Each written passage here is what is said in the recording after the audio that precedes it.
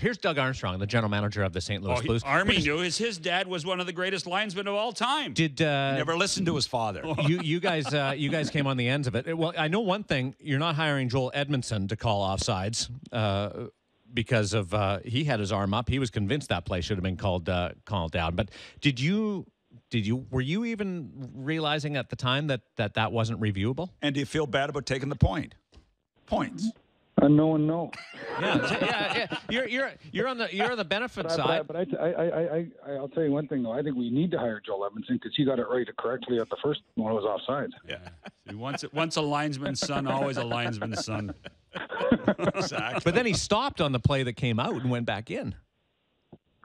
Yeah, because it was offside. Okay. All right. Now, when you were sitting up in the box and you were looking at the video, what was going through your mind? Did you know that that Pierre had missed the call and it shouldn't have been reviewable? Yes. Did you know that it could not go to review? No. That's what Shanny's asking. Yeah, he said no. No, we did not. We thought that it was a reviewable offside, and talking to Cole and Campbell, I think. Not because it worked in our favor, because we had them work against our favor. I think the wording of the rule is wrong, not the call on the ice. So what we need to make sure that we change the wording in that rule, so when it happens again, it is reviewable. I'm going to read the rule for you, and everybody else, not just you, Doug. Yeah. Here's Rule 78.7. Goals will only be reviewed for a potential offside infraction if A, the puck does not come out of the attacking zone again, or B, all members of the attacking team do not clear the attacking zone again between the time of the offside play and the time the goal is scored. So where's the wording wrong there? Well, because you look at it, I look at it from simply, that was offside. That goal shouldn't have counted. Right. And so the wording, it was continuous play or whatever. Like we have it, if the puck hits the netting in a continuous play and it goes in the net, it's no goal. So is it 2 seconds? Is it 5 seconds? It's whatever. It's things that we just need to tighten up. I think the rule, the call on ice was correct. The wording in the rule book is wrong, and that's what we're going to have to work with. And I think that's why the rule book always changes, because you come up with unintended consequences, and that was one of them. I don't think anyone that watched the game last night or like you guys, hockey like the back of your hand, think that's a goal we want to count. See, that's what I tried to say 2 minutes ago, and you guys said no. Remember? That's what I was trying to say. How come he could say it so eloquently, and you guys didn't buy what I said? The key word was eloquently. Okay? Yeah, okay. Okay. And so ultimately what we want to do is get the wording correct so the right call can be verified on the ice. But where do you okay, so where do you draw the line at that, Doug, when you involve video review? Where do you draw the line? That becomes the big issue. I don't have an answer to that. I think on this one we have to change the rule. Like I remember I was on the other side of the coin a few years ago in Vancouver when it was a continuous play where there was a shot came from the side. They thought Jake Allen had smothered it, but it slipped through him.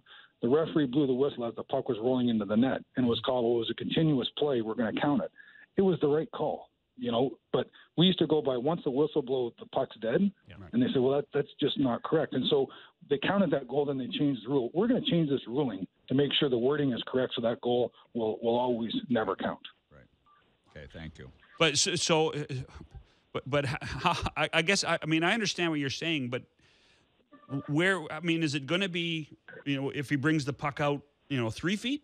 Or what if he? The key thing about the blue line, Doug, continuous play, but define continuous play.